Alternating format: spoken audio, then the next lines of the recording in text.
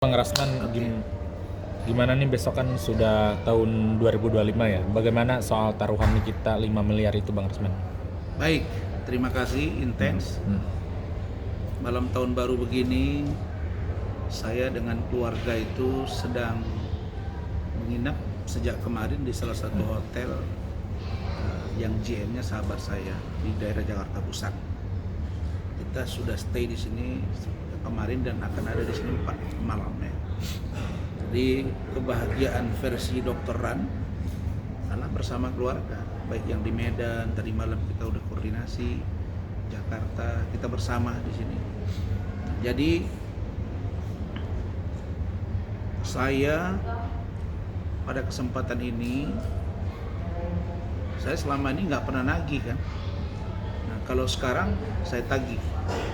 Saudari Nikita Mirzani, adikku yang cantik, yang manis, yang suka kuar-kuar, yang suka bicara, yang suka menghina-hina saya, suka berantem sama, ya paling tidak dengan mantan sahabatnya, berantem dalam tanda kutip ya, bukan menuduh. Jadi malam hari ini saya menagih. Kenapa saya bilang menagih? Janjimu sekarang pukul 19.38 WIB. Berarti waktumu tinggal 5 jam. Kalau dihitung itu 4,5 jam dari sekarang. Itu waktu yang kau janjikan sendiri untuk membayar 5 miliar kepada siapapun yang bisa membuktikan bahwa Fadel tidak tersangka dan tidak ditahan. Jadi ada 2 poin, tidak tersangka dan tidak ditahan. Bisa jadi tersangka tapi belum tentu ditahan. Bisa jadi tidak tersangka dan tidak ditahan. Yang 2 poin ini insya Allah saya hakul yakin terhadap klien kami, Saudara Fadel Al-Fajar Bajidin, tidak akan ditersangkakan dan tidak akan ditahan. Karena itu, Saudari Nikita Mirzani, saya minta untuk kau membayar yang 5 miliar. Karena banyak yang DM saya, yang chat WA saya, yang telepon. Termasuk salah satunya seorang ustadz di daerah Jawa Barat kalau saya nggak salah. Dia meminta dan bahkan mendoakan agar Fadel itu tidak jadi tersangka dan tidak ditahan sampai dengan akhir tahun ini, yaitu sebelum tahun baru. Dia minta ke saya sederhana. Dia bilang, "Pak, saya minta kalau ternyata Nikita Mirzani tidak bisa membuktikan bahwa Fadel tidak ditahan dan tidak tersangka, dia janji akan bayar 5 miliar.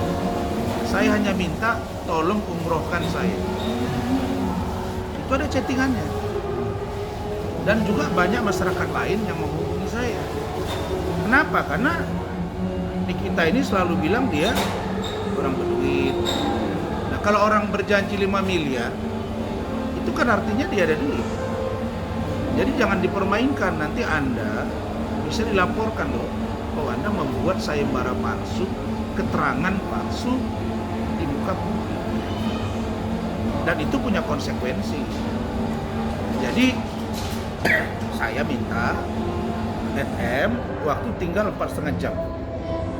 Dan saya akan ikut. Biasanya saya jarang mengikuti acara tahun baru itu sampai dengan pukul 12 atau pukul 24 itu jarang sekali. Nah, dulu pernah saya menjelang tahun baru 2020 di Singapura, ada tahun baru di sana. Itu pun ya bagi saya acara-acara yang begitu itu biasa saja. Tapi malam ini karena ada sayembara dari Nikita Mirzani dan saya stay di hotel, GM-nya bilang, "Pak, kita sudah siapkan table buat Pak Rasman." Ya kita akan datang dan kami tunggu. Nah, sekarang kan NM ini, Nikita Mirzani ini kan bilang dia akan beri sayembara dan dia katanya banyak jadi brand ambassador. You punya kawan juga pengusaha, katanya bayarlah 5M itu bayar, kalau tidak berarti kau berbohong. Kalau berbohong, maka untuk mengobati ini hanya ada dua, kau bayar atau kau minta maaf secara terbuka ke seluruh masyarakat Indonesia dan mancanegara, karena itu ada di storymu atau di live acara handphonemu.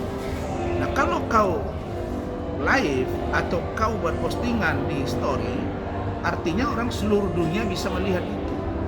Maka kewajiban hukummu untuk meminta maaf. Itu pun kalau kami tidak mengambil langkah hukum. Jadi NM, Nikita Mirzani, sudah, kau dengan bermurah hati bayar. Itu poin satu. Poin yang kedua, saya ingin sampaikan juga bahwa setelah tahun baru itu ada kewenangan penyidik. Kan saya selama ini tidak pernah bilang bahwa Fadel itu tidak bersalah 100%. Enggak. Saya di awal-awal ketika pegang dulu, ketika mereka datang ke rumah nangis, dibawa oleh saudara Bangki dan kawan-kawan pengacara yang lama yang sedang kolaborasi bersama kami di Ranlovo, saya bilang saya masih melihat saudara Fadel Al-Fajar Bajide ini 50-50, 50-50%. Belakangan setelah melihat dia diperiksa, naik jadi 60%. Ada keterangan-keterangan. Nah, tapi kalau penyidik dapat membuktikan dengan dua alat bukti yang sah, lalu kemudian mereka melakukan pendapat hukum, ya walaupun saya minta melakukan gelar perkara, saya minta hadirkan saksi dan lain sebagainya, itu kan bisa dikomunikasikan. Tapi seandainya penyidik punya keyakinan untuk memproses Fadel dengan standar hukum yang ada, ya kami tidak bisa melarang. Ya, saya tidak pernah bilang bahwa Fadel itu tidak akan tersangka untuk selamanya. Saya nggak pernah bilang Fadel akan lolos, nggak pernah kita bilang. Yang saya bilang ke penyidik untuk supaya penyidik meyakini betul dua alat bukti yang sah secara hukum yang sudah sekarang naik pada tahap penyidikan dan tinggal setahap lagi penetapan tersangka. Saya penyidik tidak usah ragu-ragu, dan silakan penyidik untuk memproses. Kalau kalian punya keyakinan tentang kasus ini ada bukti yang kuat, ya sudah, kita persilakan saudara mengambil langkah hukum. Dan untuk permintaan saksi yang kami ajukan, kemudian gelar perkara, ya saya hanya minta kita diskusikan. Nah, supaya Ranlovo dan tim bisa mengambil sikap yang tegas terhadap Fadel, kami hanya minta tolong buktikan ke kami dasar yang membuat ini naik sidik dan nanti penetapan tersangka. Begitu ada dasar yang kuat, data yang valid, terbukti bahwa ini jelas dan saya menganggap dan tim bahwa kami dibohongi oleh saudara Fadel Al-Fajar Bajide, maka saya pastikan kami akan tinggalkan dia. Jadi saya membela klien itu all out benar, tapi saya tidak suka kalau pelapor itu seolah-olah mendahului penyidik, itu saja. Nah, kalau memang saudara Fadel Al-Fajar Bajide bersalah, dan tugas kami sebagai klien sebagai kuasa hukum telah membuktikan selama 4 bulan kami bisa membuktikan bahwa Fadel belum tersangka. Bukan karena saya jago, bukan. Banyak yang bertanya, Rasman mungkin pendekatan kemana-mana. Enggak, memang saya teman. Saya kenal petinggi-petinggi Polri, tapi tidak akan mempengaruhi proses hukum itu. Nah, karena itu maka saya katakan bahwa kumpulkan alat bukti, tegakkan SOP sesuai dengan hukum. Dan kalau ada memang rangkaian peristiwa hukum yang kuat, infokan ke kami. Kami meminta itu gelar perkara untuk bisa membuktikan bahwa alat bukti itu apa. Kalau tidak gelar perkara diberitahu ke kami, ini alat bukti kami lihat, kami pasti akan bersikap. Saya kan sudah katakan kalau ternyata dua alat bukti itu sah dan memang melibatkan Fadel dan atau keluarganya, kami pasti tinggalkan Fadel. Jadi tugas kami selama 4 bulan ini saya buktikan tim run maksimal dan tidak terbukti. Tidak terbukti bahwa Nikita Mirzani dan atau siapapun tidak bisa memaksakan kasus ini tanpa menggunakan prosedur yang ada, tanpa melalui prosedur dan langkah-langkah yang sudah diatur. Itu saja. Masalah setelah tahun baru ada konsekuensi yang muncul dari laporan ini, itu hal yang berbeda. Begitu. Jadi saya orangnya tidak berarti penyidik menjadi was-was khawatir nanti Pak Rasman akan bilang enggak. Tunjukkan ke kami dasar yang menguatkan itu sehingga naik sidik dan nanti akan penetapan tersangka. Begitu ada dasarnya, saya lihat bahwa ini ternyata ini benar tidak. Oh ya udah kita akan tinggalin dia. Saya nggak akan cari-cari viral dari kasus ini karena saya viral terus. Begitu. Dan kemudian tentang saudara Alvin Lim, ya saya sudah komunikasi dengan Bang Riki Sitohang barusan, Pak Jenderal kita dengan Pak Adinda Herwanto. Kita juga akan duduk. Ya kita sekarang melihat ada seorang pengacara yang sombong, yang itu yang akan kita gas. Jadi kita lihat ini sesuatu yang harus mendapat perhatian yang serius dari rakyat Indonesia. Saya kira begitu. Bang, jika nantinya Nikita tidak menepati janji, apakah Abang akan melaporkan? Ya kayaknya begitu. Karena ini kan pembohongan publik. Iya dong. Emang kita ini mau dijadikan barang taruhan apa? Saya udah bilang, kalaupun setelah ini Fadel jadi tersangka, iya kan, itu hal yang berbeda. Saya ulangi lagi, saya tidak berwenang melarang penyidik menetapkan Fadel tersangka. Yang kami minta, tolong buktikan 2 alat bukti yang sah itu untuk menetapkan Naisnin dan tersangka. Itu saja.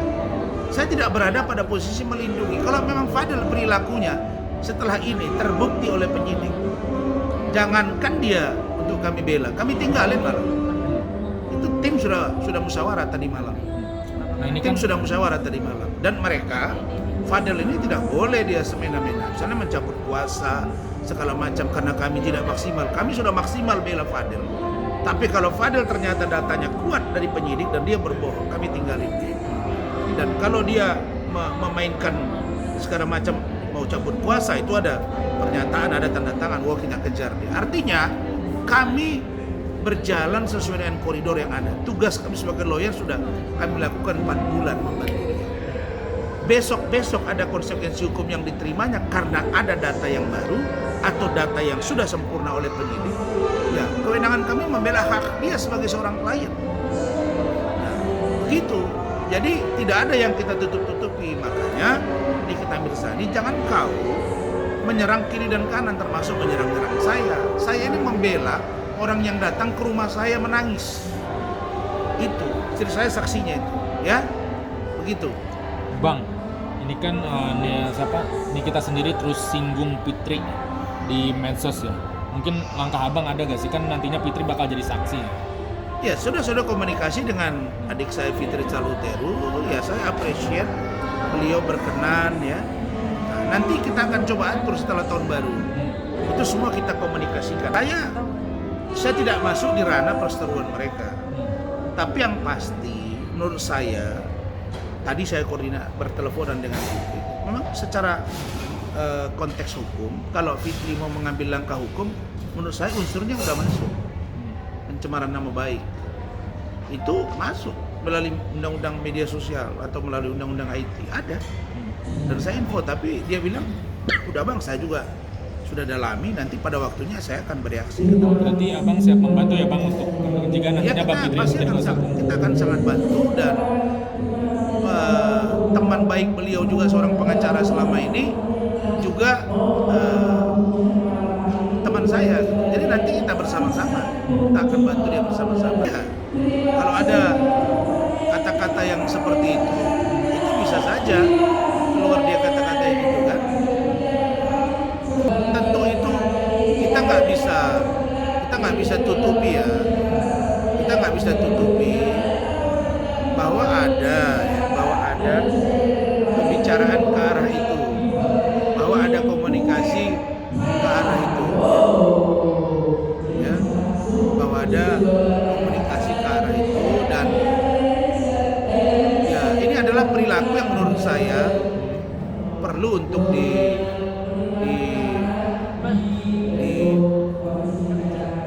disampaikan. Banyak tahu cerita itu, makanya nanti Fitri akan bercerita tentang apakah seorang NM ini pantas disebut sebagai ibu yang bertanggung jawab atau tidak. Nanti itu akan dibuka secara terang-benderang oleh Fitri.